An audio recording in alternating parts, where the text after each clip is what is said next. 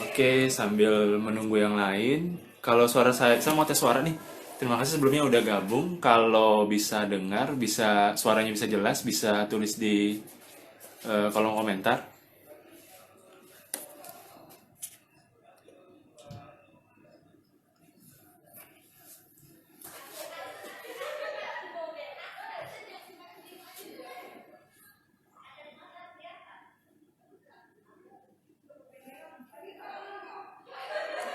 Oke, kita tunggu bentar lagi ya.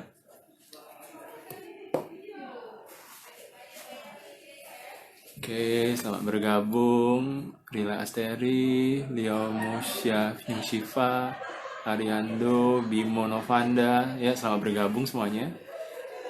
Oke, selamat sore semuanya. Bergabung lagi di acara webinar Siloam Sriwijaya. Seorang ahli perang dari Tiongkok bernama Sun Tzu pernah berkata, strategi tanpa taktik adalah jalan yang paling lama menuju kemenangan. Taktik tanpa strategi adalah kebisingan menuju kekalahan. Apa yang dikatakan Sun Tzu ini mungkin adalah cerminan keadaan kita saat ini. Tanpa terasa kita sudah 4 bulan ya berperang dengan COVID-19. Dan sekarang pemerintah menggaungkan adanya suatu keadaan normal baru atau new normal. Nah, bersama saya, Dr. Andri, pada hari ini kita akan membahas bagaimana taktik dan strategi dalam menghadapi new normal ini dalam webinar berjudul Waspada Menuju Normal Baru dengan narasumber Dr. Dini. Dr. Dini ini adalah dokter spesialis paru yang bertugas di Rumah Sakit Siloam Sriwijaya sekaligus bertindak sebagai pimpinan tim COVID-19 di Rumah Sakit Sriwijaya. Untuk itu, segera saya undang Dr. Dini untuk bergabung.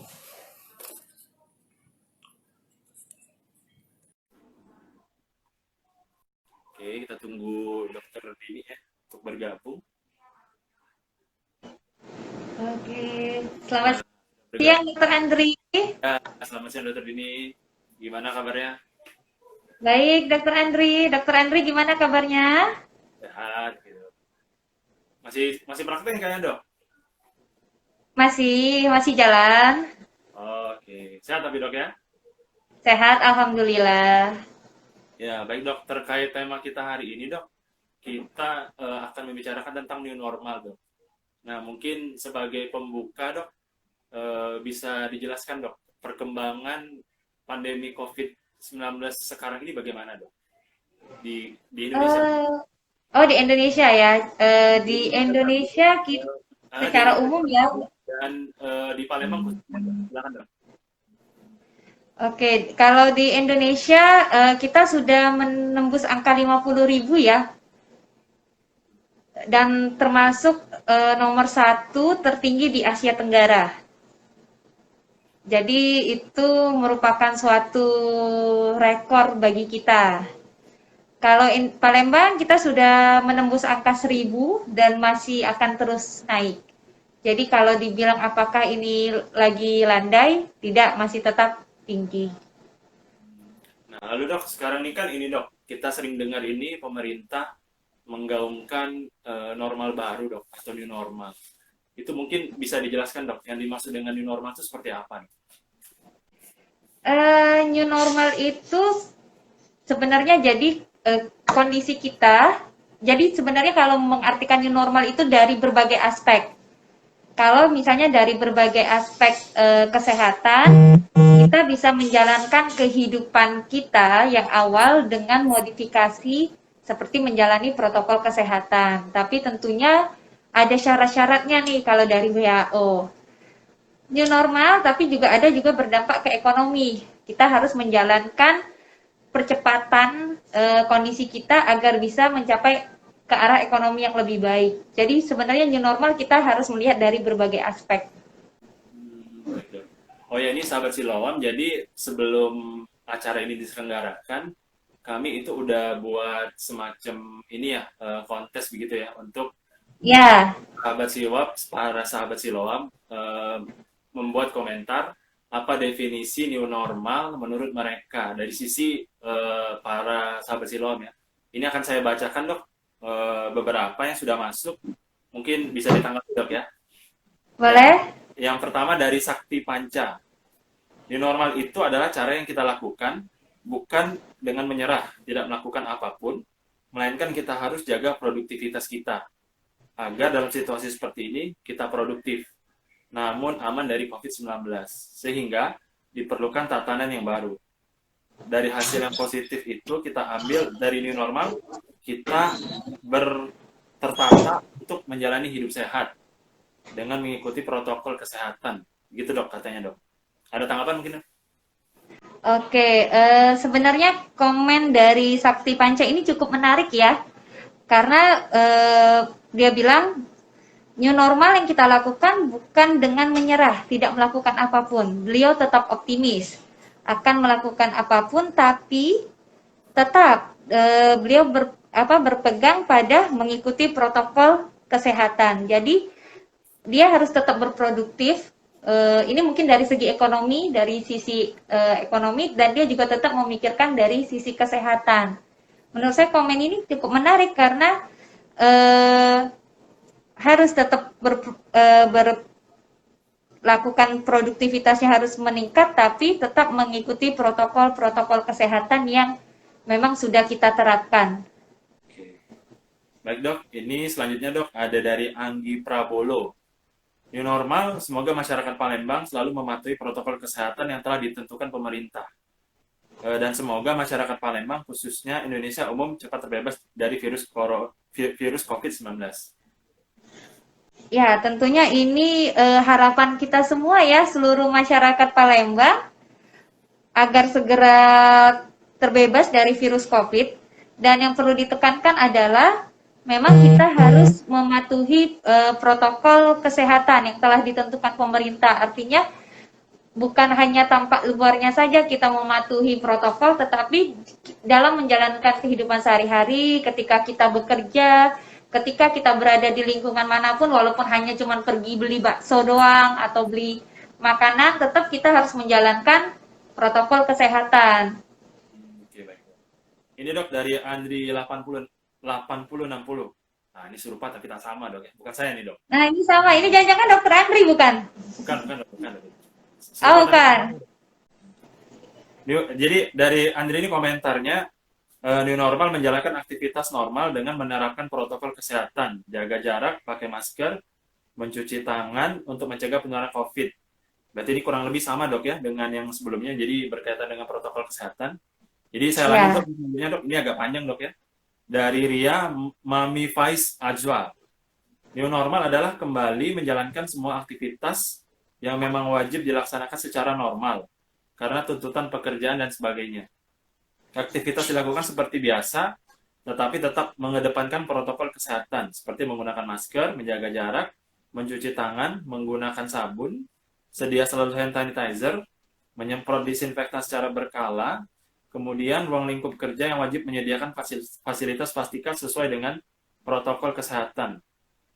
Saya singkat aja nih dok, tapi alangkah baik bijaknya untuk menumbuhkan kesadaran diri terhadap kemungkinan penyebaran virus ini karena kita sering berada di luar rumah. Stay healthy and stay at home. Mungkin itu aja dok.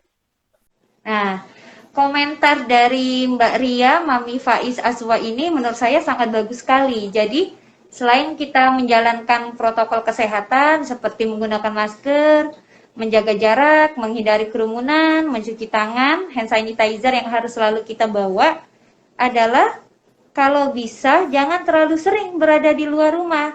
Kalau memang kita tidak terlalu berkepentingan untuk keluar rumah. Lebih baik kita tetap stay safe, stay healthy, and stay at home.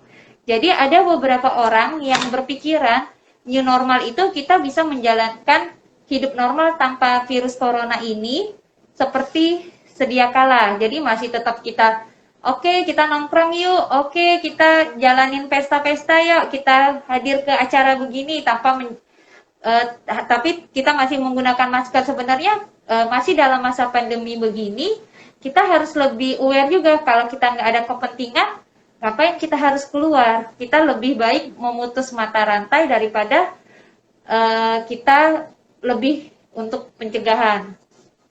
Sebenarnya bagus sekali komentar ini. Oke, baik. Ini sambil kita baca komentar juga, para sahabat Silon, kalau ada yang punya komentar atau pertanyaan seputar new normal, bisa ditulis di kolom. Nanti kami pilihkan, kami bacakan untuk dijawab oleh Dokter Dini ya. Lalu dok, Ya, kalau ada pertanyaan boleh ditulis di kolom komentar juga ya dok ya. ya Pertanyaan seputar mengenai new normal atau mengenai COVID juga silahkan. baik. Lanjut nih dok, ini Ya, dari silakan. Nurul Chandra dok. Kalau menurut saya pribadi, new normal malah lebih disalahartikan oleh masyarakat luas. Mereka berpikir, bahkan termasuk orang-orang terdekat saya, yang kurang mengerti dengan bahaya wabah ini, malah lebih bebas. Dan keadaan di jalan juga sudah seperti biasa. Alhamdulillah, kami sekeluarga di rumah masih tetap menjalankan protokol kesehatan yang berlaku. Bukan apa-apa. Kalau menurut saya wabah ini masih belum tuntas. Masih butuh proses yang lama buat bisa kembali benar-benar normal. Kembali seperti sedia kala. Alasan mereka butuh makan, mencari rezeki, tapi tetap bisa menjalankan aktivitas seperti itu. Tapi tetap menjalankan sesuai dengan aturan yang dianjurkan. Biar kita tidak membahayakan kita sendiri dan juga orang-orang yang kita sayangi. Kita bisa tetap keluar rumah dengan cara pergi sesuai kebutuhan saja.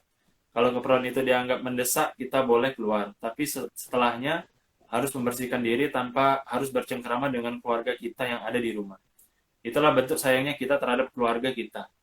Lakukan aktivitas kita sesuai dengan apa yang dianjurkan oleh pemerintah dan tenaga kesehatan. Gimana tanggapannya, dok? Oh, ini komentar yang menurut saya cukup sangat bagus ya. Jadi artinya dia memiliki kesadaran kalau memang sebenarnya wabah ini belum berakhir. Dan dia tahu apa yang harus beliau lakukan. Jadi selain kita menjalankan di luar protokol kesehatan, ketika kita sampai di rumah pun kita jangan langsung bercengkrama dengan keluarga kita. Kita harus mandi dulu, kita bersih-bersih dulu, terutama kita dari luar, baru kita berkomunikasi lagi dengan keluarga. New normal sering diplesetin orang tuh kata-kata new normal. New baru, normal baru waras atau baru normal. Padahal kan nggak sesimpel itu artinya normal. Baik, dok. Baik, dok. Nah, ini dok, ada yang komentar. Ada yang komentar nih. Ya, ini House of Queen Palembang.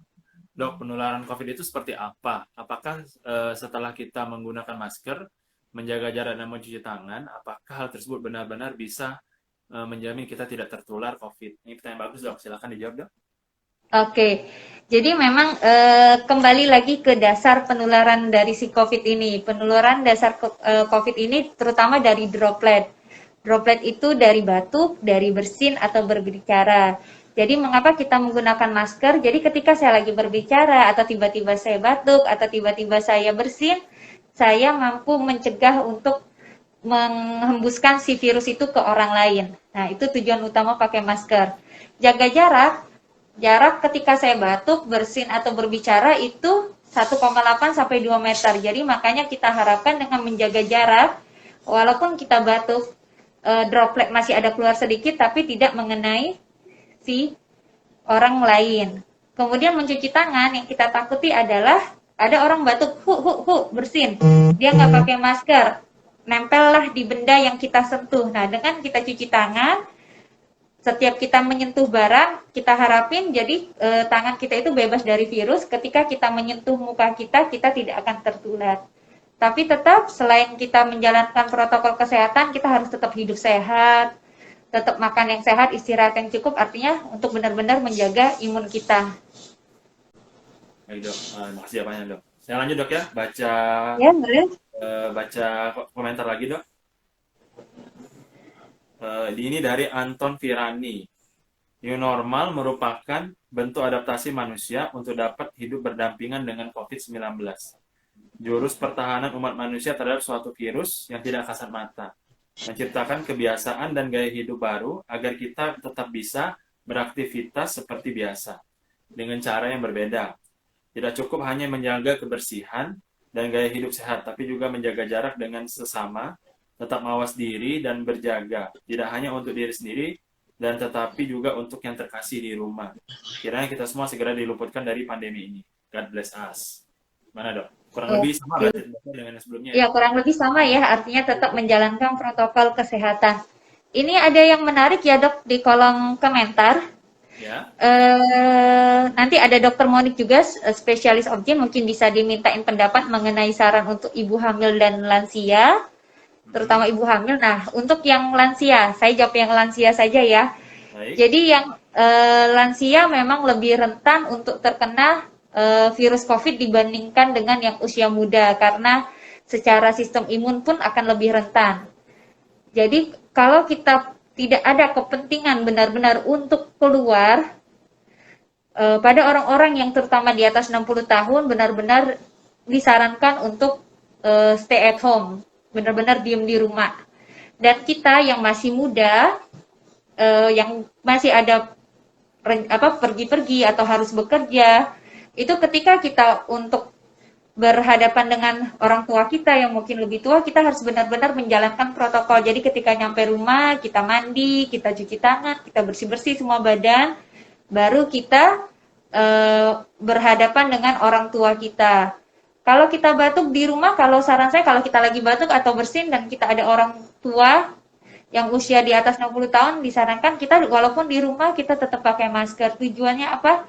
Mencegah penularan terhadap si orang tua kita atau orang-orang yang lansia. Karena banyak kasus ternyata yang lebih sering kena ini yang orang tua yang lansia. Jadi benar-benar kita sebagai yang muda jangan sampai membawa virus tersebut. Baik dok. Lalu dok, saya lanjut dok. Baca dok, ini juga ada yang komentar dok, tapi lewat story dok ya. Sebentar dok, saya baca dok.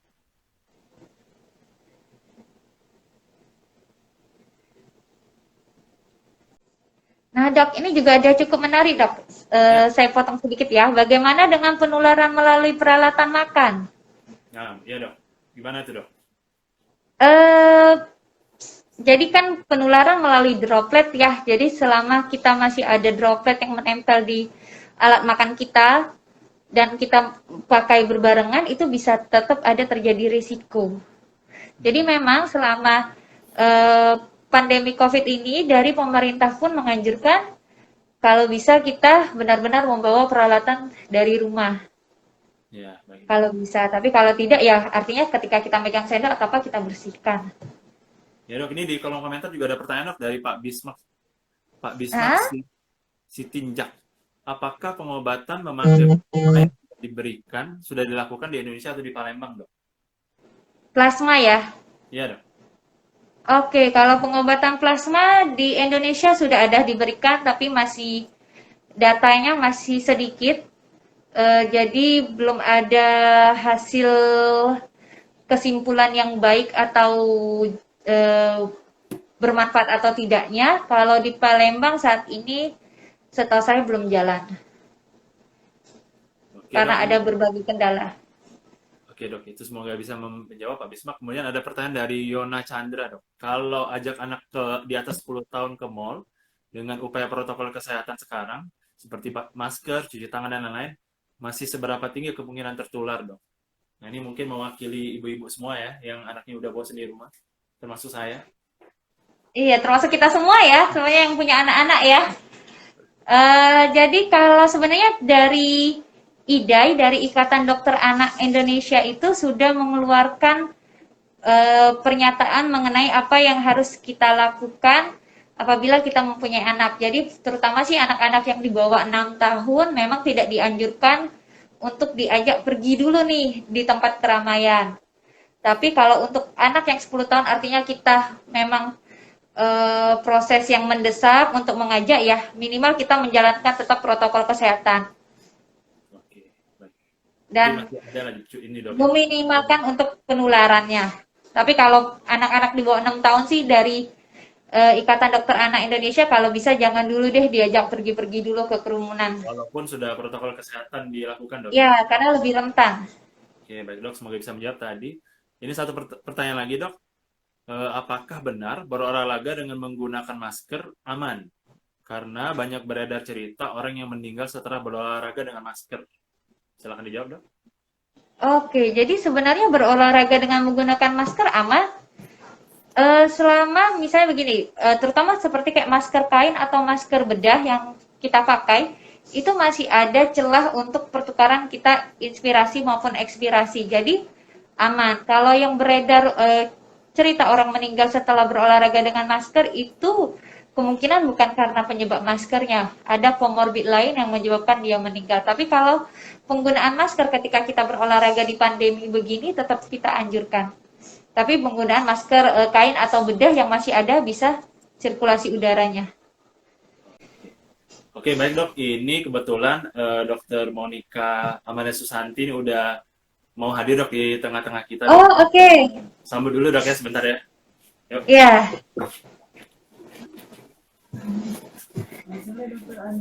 Masuk Dok.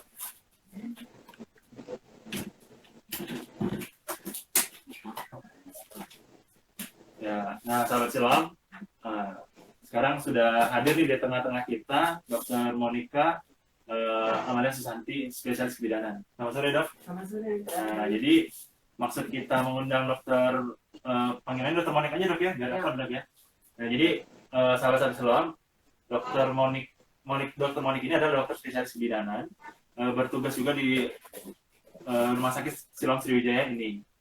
Yang menarik adalah Dokter Monica ini dulu positif Dok ya, positif COVID-19 Dok, didiagnosis positif COVID-19. Tapi yang waktu itu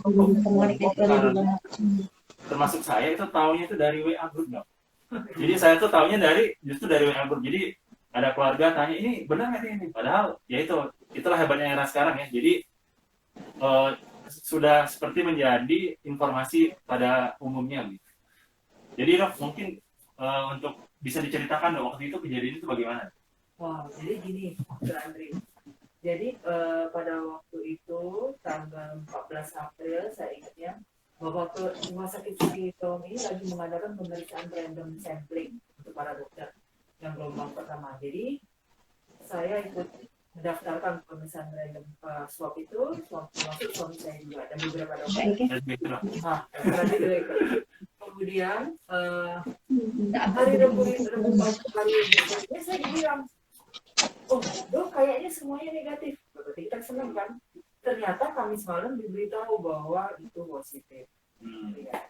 Ternyata saya positif berserta yang lain, ada 4 orang. Tapi waktu itu tidak bergejala Dok ya? Tidak ada demam, tidak ada gejala sama sekali. Karena kan belum. Jadi memang saya meriksa ini bukan karena saya ada gejala, tapi karena pemeriksaan secara random sampling. Kemudian keluarlah bahwa hasilnya positif, jadi otomatis langsung saya isolasi mandiri. Kemudian isolasi mandiri ya seperti saya lakukan sama isolasi mandiri, kita tetap isolasi mandiri di rumah, di lantai atas, di kamar lantai atas selama lebih kurang 14 hari. Tapi tetap menerapkan perilaku hidup bersih dan sehat, seperti memakai masker, mencuci tangan di air mengalir yang bersih, serta atau dengan memakai hand sanitizer, kemudian social distancing dan physical distancing, kemudian pokoknya yang penting, kita selama isolasi, saya juga mencuci piring sendiri, sama mencuci baju sendiri, yang tidak dicampur dengan anggota keluarga yang lain. Jadi waktu itu cuma ini Dok ya, isolasi Dok ya. Tidak minum obat, tidak ngapa-ngapain. Jadi sebenarnya ya sehat-sehat saja, cuma isolasi saja. Iya, isolasi mandiri saja di lantai atas. Karena kebetulan di rumah kami ada lantai atas, otomatis saya di lantai atas isolasi ada kamar mandi sendiri, kamar sendiri. Terus tanggapan orang-orang terdekat, teman, keluarga atau pasien bagaimana waktu itu? Jadi pada saat tanggal 12 setelah hasil pengumuman itu keluar, langsung ada beberapa kawan saya yang bilang, yang langsung nelfon ke saya, apakah benar ini beritanya? Dan memang pada saat itu memang kabarnya tersebar ke seluruh seanget-anget Palembang ini ketahuan semua. Ya kayak selebritis lah, kayak skala deh istilahnya. Nah jadi kemudian memang stigma masyarakat sih ada beberapa pada saat hari pertama saya isolasi, ini ada yang bilang bahwa di pasar dibilang bahwa Dokter Mon itu meninggal. Oh gitu dong. Ah, itu sih Mas. Satu lagi, ada juga yang mengatakan bahwa Dokter Mon itu kemarin saya ketemu loh, masih ada berjalan-jalan ke supermarket untuk membeli sesuatu. Nah, satu lagi, ada beberapa hari kemudian saya dibilang bahwa Dokter Monik, ada mobil ambulans datang ke rumah Dokter Monik, kemudian Dokter Monik dibawa ke Wisma Atlet. Yang mana semuanya nggak benar dok ya? Yang semuanya semua itu adalah nggak benar. Jadi sebenarnya itu secara fisik nggak sakit dok ya, tapi penghakiman masyarakat itu kayaknya lebih sakit dok ya, lebih bikin sakit dok kayaknya. Iya, memang kalau stigma masyarakat kayak gitu. Memang makanya kalau ada beberapa pasien dengan terkonfirmasi COVID-19 seperti saya adalah pasien terkonfirmasi COVID-19 dengan kriteria tanpa gejala yang paling ringan. Nah, otomatis kan kita lebih bagus isolasi mandiri. Tapi memang kalau di zaman sekarang ini, kalau saya lihat, kalau kita rumahnya dempet, tidak ada tempat untuk isolasi, memang better kadang-kadang di Wisma Atlet seperti di Jakarta ini. Tapi kalau kita misalnya terkena COVID-19 tapi di rumah ada tempat kamar sendiri, lebih baik sih di rumah sendiri. Karena mungkin kita lebih tenang, lebih tidak mudah stres dan lain-lain. Jadi 14 hari itu apa yang dilakukan dok untuk mengisi waktunya dok? 14 hari selama mengisi waktu ya bersihkan di lantai atas, kemudian sambil olahraga, sambil berjemur di lantai atas ada balkonnya juga kan, sambil berjemur, sambil baca-baca juga, dan yang terakhir adalah juga sambil doa. Sempat ini nggak dok, mengalami tekanan batin, stres gitu kan selama 2 minggu? Cerita bahwa ya tadi maka masyarakat umum itu kan nggak tahu dok ini barang apa, kan barang baru COVID ini, terus kan tadi sudah banyak beredar kayak audio dari lagi nih biar suara mereka lebih gede. Mengalami psikologis.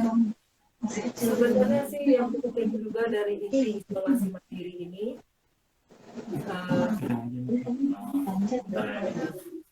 ini dok, gimana dok? Katanya kurang ini kurang jelas nih. jadi yang penting dari isolasi mandiri ini juga memang kan yang penting kita harus jangan stres, itu intinya. Kita harus sabar dan ikhlas. Kita harus ya, namanya hasil sudah keluar yang menyatakan saya terkonfirmasi COVID-19. Ya sudah, kita jalanin isolasi mandiri. Selama isolasi mandiri itu yang penting kita jangan stres, karena stres bikin imun kita jadi lebih turun.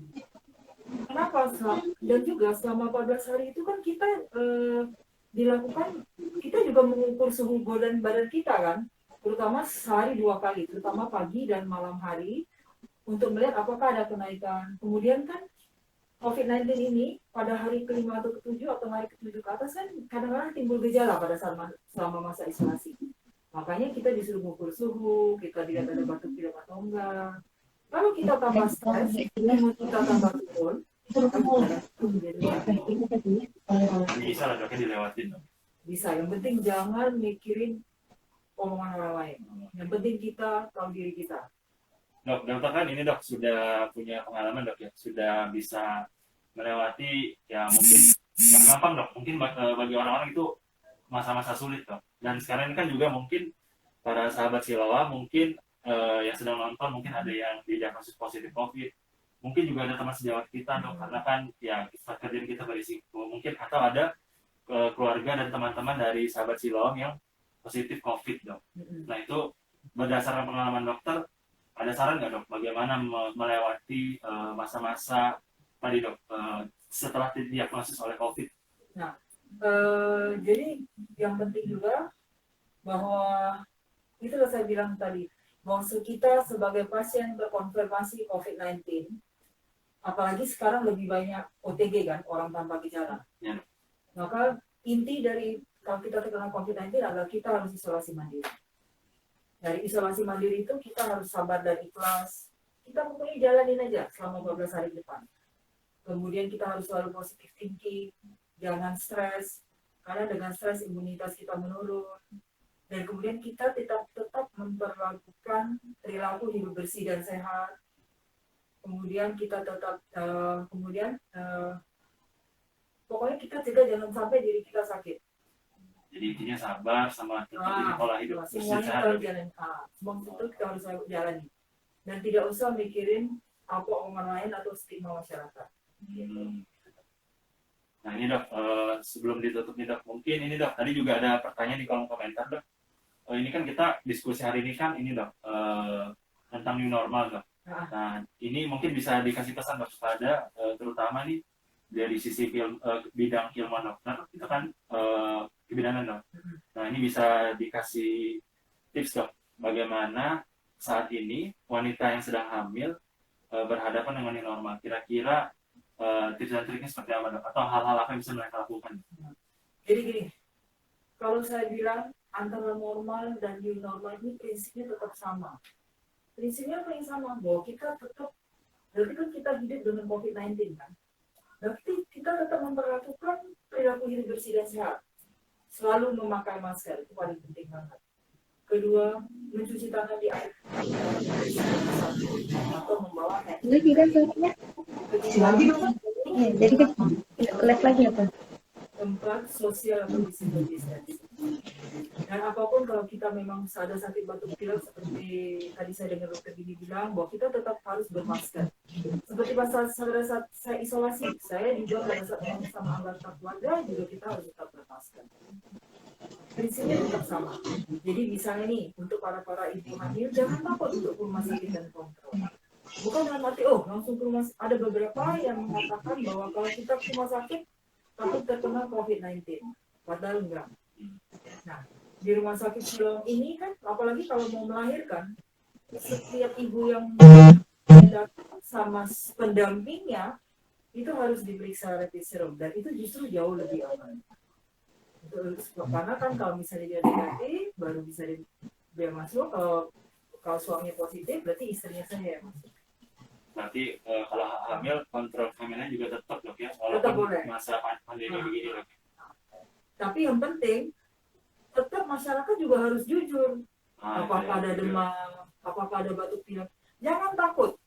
Karena saya juga dengar bahwa beberapa saat ini banyak orang yang takut dibilang COVID-19, ya kan? Otomatis mereka tidak mau periksa.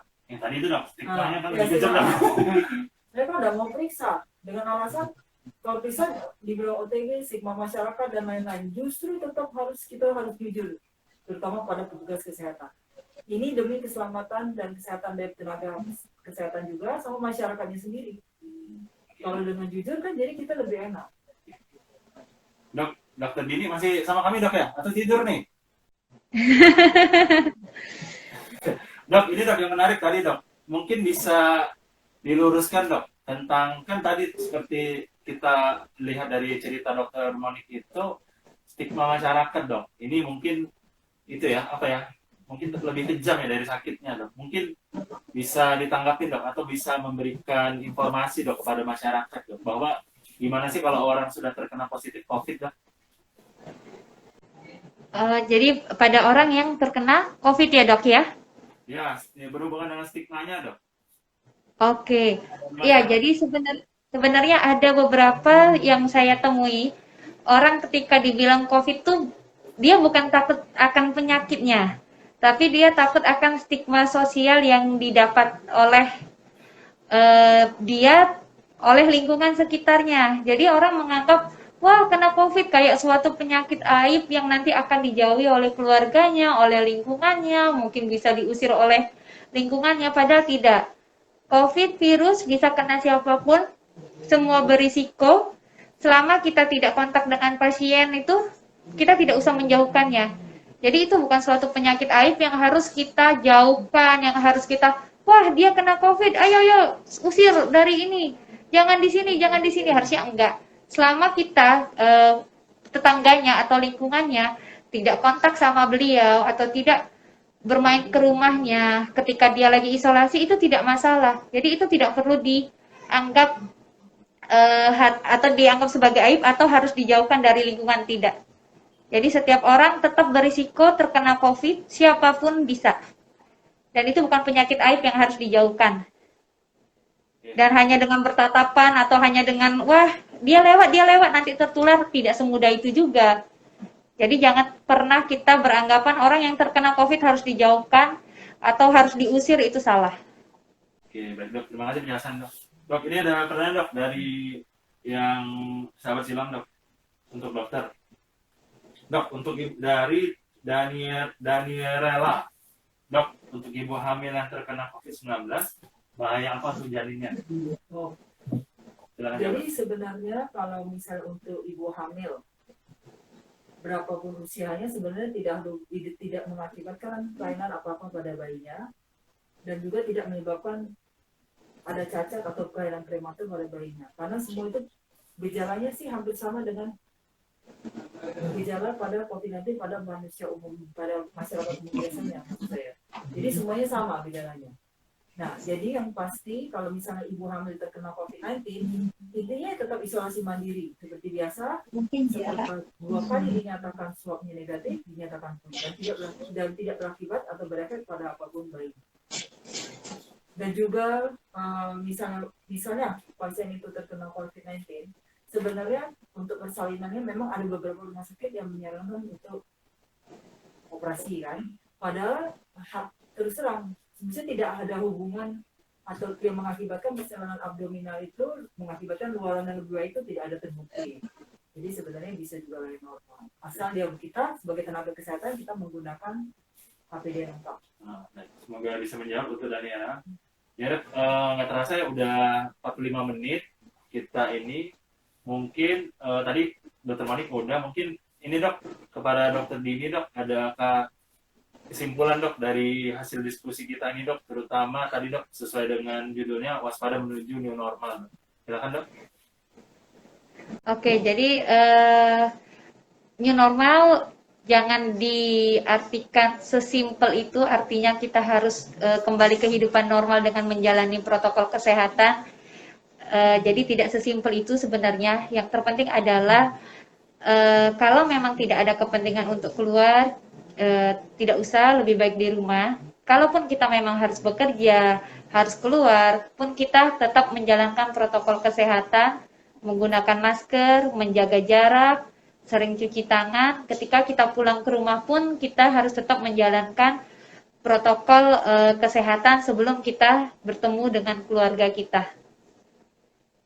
Kalau kita ada keluhan, batuk, demam, diare, jangan segan untuk memeriksakan diri.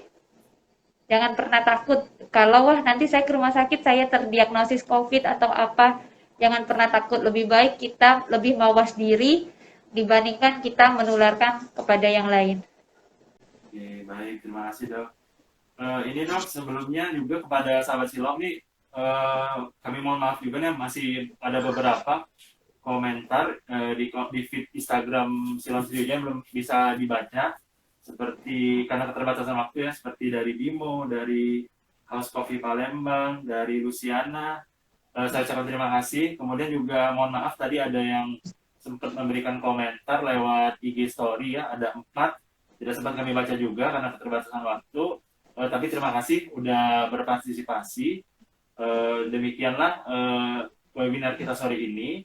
Saya tutup. Terima kasih dok udah datang, udah. Dokter Wani.